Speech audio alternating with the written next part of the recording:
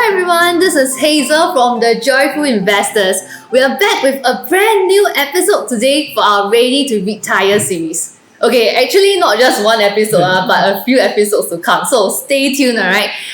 There are many investors who are thinking of dipping their toes into Singapore REITs investments, but are not quite sure as to what it entails and how they can actually go about doing it.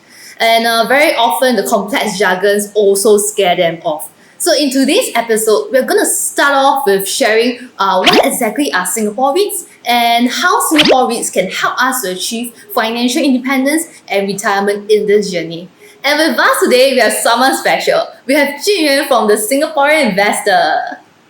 Hi everybody, I'm Jun Yuan from the Singaporean Investor. First and foremost, I would like to thank the Joyful Investors for initiating the collaboration.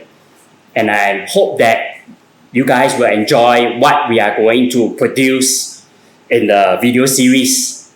Before I begin, maybe I'll do a quick introduction of myself. I'm a full-time retail investor and trader, as well as a financial blogger of the Singaporean Investor, where I share company analysis, as well as general meetings of companies listed in the Singapore, United States, as well as the Hong Kong market. Yeah. Okay, so to begin, perhaps Jun Yuan, you could share with us what exactly are Singapore REITs? Okay, Singapore REITs are, for short, Real Estate Investment Trust. So REITs. So as the name implies, it is investing in the real estate. So, for example, if you buy into a REIT, you are buying into the properties that are owned by the REIT. Let me give you an example. Suntec REIT. Suntec. One of the properties owned by Suntec REIT is the Suntec Retail, the Suntec City Mall, which I myself frequent the mall.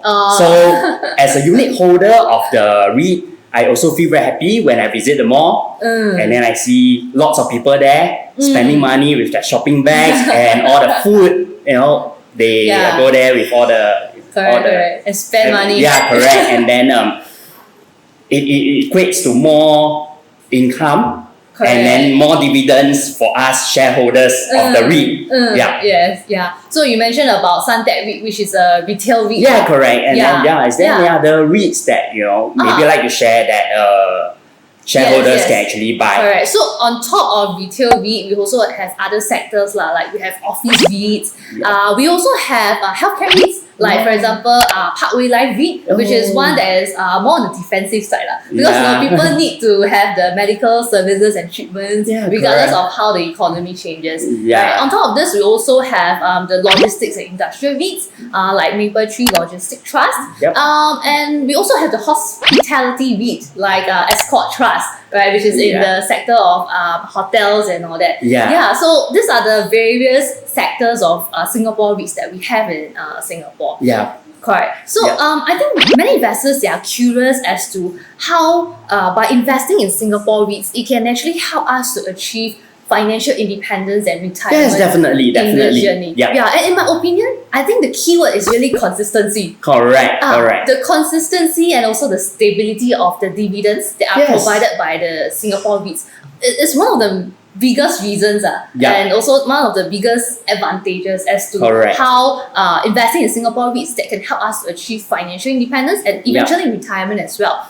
And when I talk about consistency, I don't just mean to talk about that act of giving dividends. It's not just that consistent act only, but also consistency in terms of the magnitude of the dividends. Where for some of the sound and good Singapore REITs, right, in fact, they are able to slowly and progressively give more dividends per share that we own for the REIT. And I think that's very important because when it comes to wealth building for financial independence, consistency of our investment returns is very important so that we can sustain the compounding effect, this compounding momentum, right? Where the dividends that we receive from the REITs, we can eventually plow them back into the stock markets to own more shares of the REITs that we want to invest in. That's correct. So that's one of the major benefit of Singapore REITs. Yes, I think this is a very, very big benefit, especially for those retirees who do not have an active income. Right, yes. For the REITs that give out like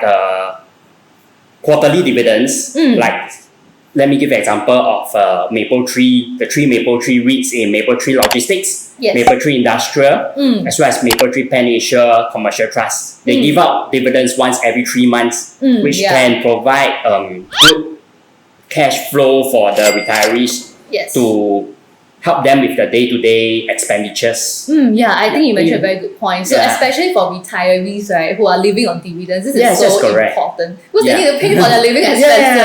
And then the 3 monthly, once every 3 month dividend, it really helps. Yes, that's right. Yeah, and I think for those who are on this journey towards financial independence, right, they will also be very happy to hear that the dividends distributed by the Singapore REITs, they are tax exempted. Which means to say we get to keep 100% of the dividends. To give some perspectives, if we are looking at the REITs that are listed on overseas exchanges, like for example, REITs are listed on the US stock exchanges, they are subjected to a typical 30% withholding tax, which 30%. Means to say that we only get to keep 70%, and that makes a big difference. 30% is quite a big amount actually. That makes a big difference. Correct. So these are some of the key benefits of Singapore REITs. Now, but having said that, as with all good things in life, there's nothing that's perfect. Definitely. There is bound to be some limitations. So when it comes to Singapore REITs, what are some of the limitations that you think investors they ought to know so that they have a more realistic expectation of what's to come and what they are in for? Okay, I think the biggest limitation for REITs is that because they have to give out 90% of the income as dividends to shareholders. When the REITs need to acquire properties, means they need to buy properties, they will need to take out bank loans. And I think we all know that right now interest rates are like at a high. Correct. And then because of that, the REITs management is very cautious about acquiring new properties. Correct. And because of that, the growth rate of the REIT may slow down. And the same goes for the dividends. So this is one thing in the near term we need to be careful about. I see. Okay, that's a good one. Okay, I also have one limitation to share, which is that this process of building up, constructing this whole portfolio to a sizable scale, it is often a reasonably long building process for most of us, especially for those who start off with a small capital. We save up diligently to start off investing. For example, if let's say we just put in some numbers, if we start with a 10K portfolio, a 5% dividend yield will just give us about $500 a year. So the amount is small. Correct. So definitely time is needed. Patience is also required on the side of investors. But that said, all big things have to start from small beginnings, right? That's for sure. So it's alright to start small. But most importantly is to have the right expectation that this is not the same as buying a lottery ticket, or like getting a call from the exchange show where you just get 5K and your money will go 100. And those like it's not a get rich quick scheme. It's not going to become millionaire portfolio just overnight or within 1 or 2 years. So I think that's something that investors got to know about. So these are some of the limitations that investors should know so that they have a realistic expectation of what's to come. That's for sure. So now that we have spoken about what exactly are Singapore REITs and also the benefits and some of the limitations that we should take note of, I think the next thing on investors' mind would be, so how do we go about picking the REITs to invest in?